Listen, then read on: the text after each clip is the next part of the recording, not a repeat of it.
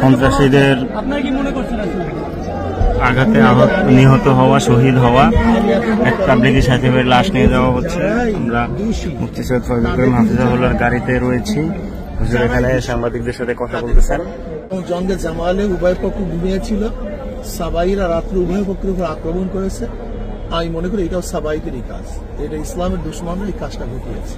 এক্ষেত্রে করণীয় এটা সুস্থ তদন্তের ভিত্তিতে যারা দোষী তাদেরকে গ্রেফতার করতে হবে, বিচারের আওতায় আনতে হবে এবং সমাধান করতে হবে। উভয় পক্ষকে সহনশীল হতে হবে এবং আমি মনে করি মারামারির মধ্যে সমাধান না, বরং আপুসের মধ্যে বৈঠক করে সমাধানের চেষ্টা করবে। যার যদি ত্রুটি আছে হক্কানি ওলামায়ে কেরাম যে নির্দেশনা করবেন সেই নির্দেশ অনুযায়ী যদি চলতে পারি তাহলে এটা সমাধানের ব্যবস্থা আছে, আমাদের কোনো সমাধান হবে। আচ্ছা, এই ঘটনা যে বিষয়গুলো যদি আপনি কি কি জেনেছেন এই মুহূর্তে তথ্য?